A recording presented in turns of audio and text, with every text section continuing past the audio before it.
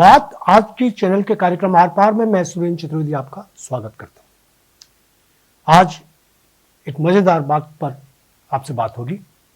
दोस्तों, क्या डॉक्टर विकास चौधरी, किशनगढ़ के जो विधायक हैं वही, क्या भाजपा में आ रहे हैं? सवाल पूरी तरह चालबाजी वाला, धूर्त और मक्कार कांग्रेसी नेता की उपज है ये अफवाह। ये कहना है विकास चौधरी का, मेरा नहीं। दोस्तों, किशनगढ़ की राजनीति फिर करवट ले रही है।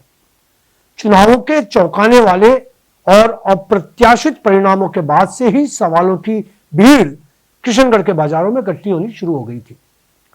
निर्दलीय बाहुबली और बेहद लोकप्रिय नेता सुरेश टाक की हार ने जितना नहीं चौंकाया, उससे ज्यादा युवा नेता डॉक्टर विकास चौधरी की जीत ने लोगों को ताज्जुब में डाल दिया।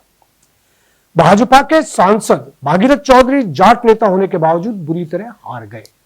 जमानत बच गई या गनीमत रही? आप भी कहेंगे कि महीने भर बाद में किशनगढ़ के चुनावों का जिक्र क्यों ले आया?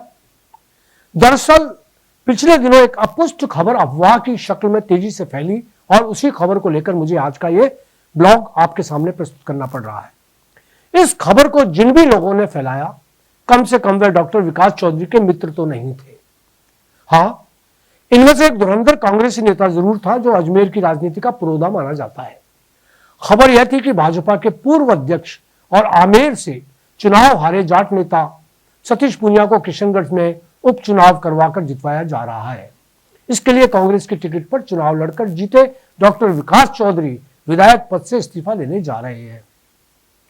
जाहिर है कि अफवाह फैलाने वाले यह साबित करना चाह रहे हैं कि विकास चौधरी कांग्रेस पार्टी में खुद को एडजस्ट नहीं कर पा रहे और अब फिर से भाजपा में आना चाहते हैं। यही कारण है कि उन्होंने भाजपा के अपने पूर्व सहयोगियों के माध्यम से सतीश पूनिया के लिए अपनी जिताई सीट को त्याग करने का विचार किया है।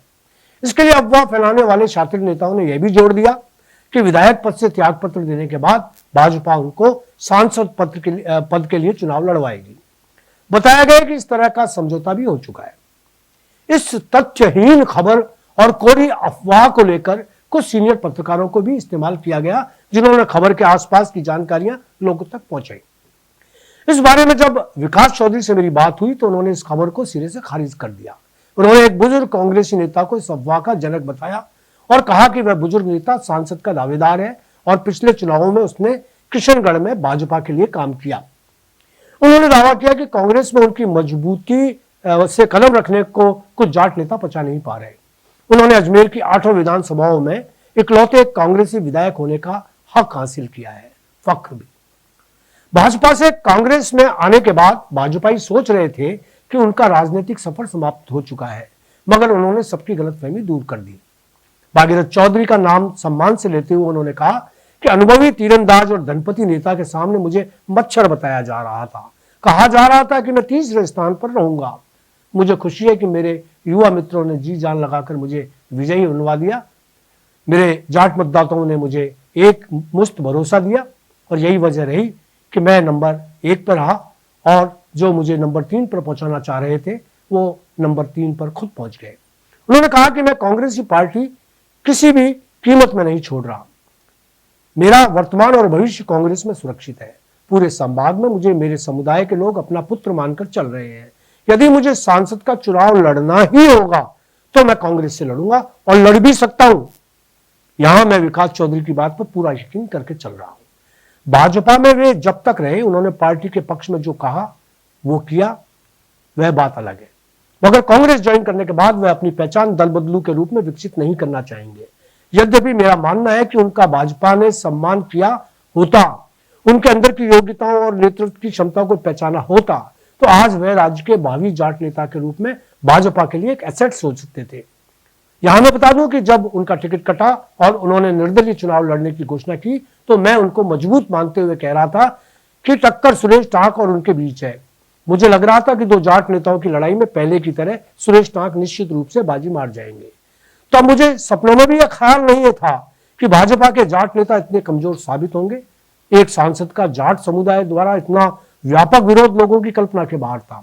जाट समुदाय सुरेश टाक की मजबूत स्थिति को देखकर समझ गया था कि यदि विकास चौधरी को एक तरफा वोट नहीं दिए गए तो किशनगढ़ की सीट जाटों के हाथ से हमेशा के लिए निकल जाएगी। इसी मानसिकता ने रातों रात विकास चौधरी को युवा जाट नेता के रूप में स्थापित कर दिया। यदि जाट मतदाताओं ने यह समझदारी न दिखाई होती तो सुरेश टाट की जीत मैं तो तय मानकर ही चल रहा था। अब जबकि भाजपा एक मजबूत बुनियादी नेता खो चुकी है और डॉक्टर विकास चौधरी ने कांग्रेस में अपनी अलग पहचान पैदा कर ली है, उनको अपना भविष्य ठोस सिद्धांतों के साथ तय करना होगा। यद्यपि मेरी निजी राय पूछी जाए तो मैं विकास चौधरी को भाजपा के लिए ज्यादा उपयुक्त मानता हूं, मगर जिस पार्टी ने टिकट देते समय उनको योग्य नहीं समझा, जिस समय एक अनजानी पार्टी ने रातों रात उन पर विश्वास कर टिकट देने का अद्भुत काम कर दिया, उसके साथ विश्वासघात करना अब विकास के लिए कितना भी लाभदायक क्यों ना हो, उनकी छवि को धूमिल करने वाला होगा। फिर भी विकास चौधरी अपने भविष्य को मुझसे बेहतर समझ सकते हैं। आज बस इतना ही। धन्यवाद।